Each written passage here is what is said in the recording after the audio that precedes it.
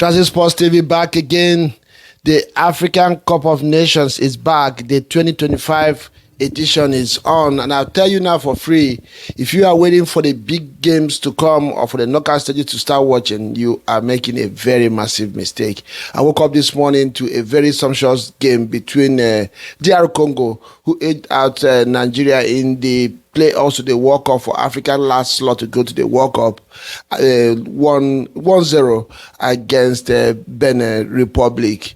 And to be honest with you, this game served the world everything African football is known for: power, pace, intensity, artistry, and commitment.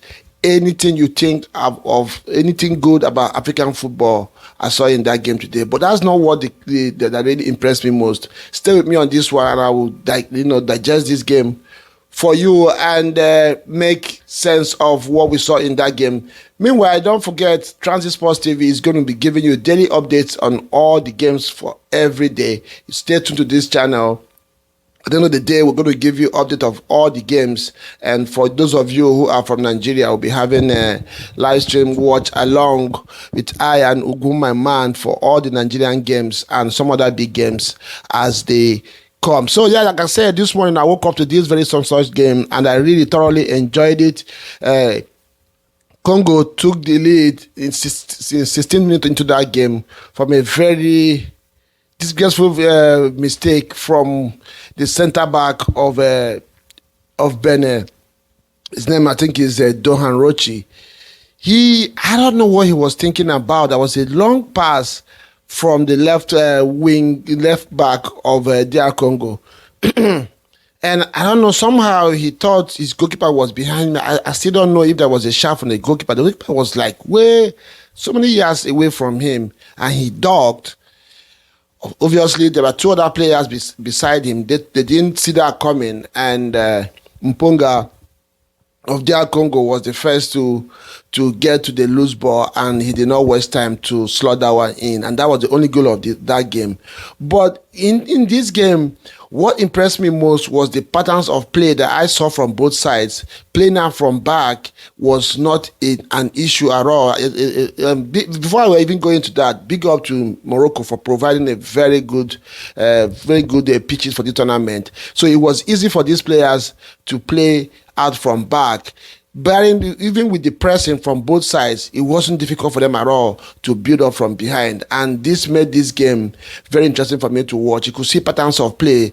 Though there was intensity, but you could see there was no rush to execute anything. These players knew exactly what to do, and they executed their game plan very, very well. I was thoroughly entertained. I watched the game for the whole 90 minutes. I couldn't even take my eyes off it. Benin Republic had chances to equalize this game, but they couldn't take it.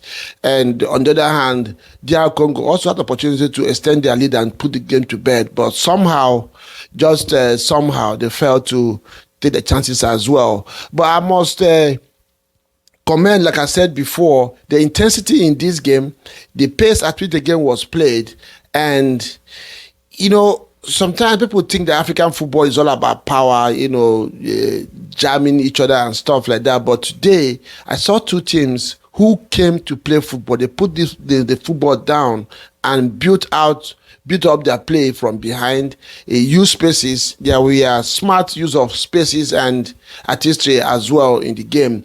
There are just two things that really, really put me off in the game. First of all, were the two center backs for Benin Republic. Especially the veteran, who's supposed to be the most experienced. He looked like he couldn't move. He looked too stiff. And apart from the goal that they conceded, he also caused some very worrying moments for Benin in that defense, and that was the only weakness I saw for the Benin Republic. The center half needs to be worked on before their next game. And the second thing that probably both teams will need to work on going to their next games will be their finish in the final third. Either the decision to take a shot or make the final pass most of the time went begging, because chances were created in this game, chances went begging and were not taken. And I will also commend the officiating.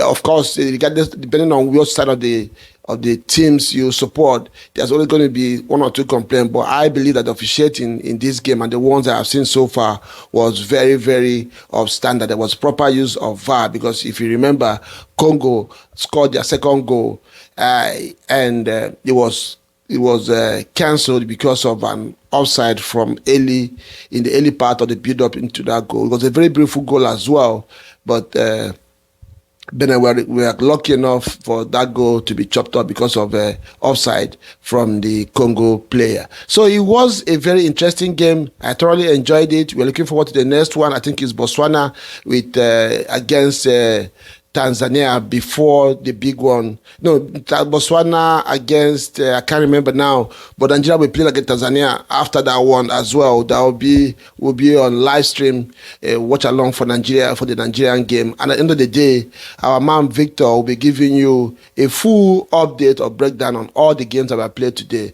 So stay tuned to Transit Sports TV for the AFCON 2025, and you will be getting all the highlights, all the talking points, and the updates as the competition goes on. And I will see you again next time.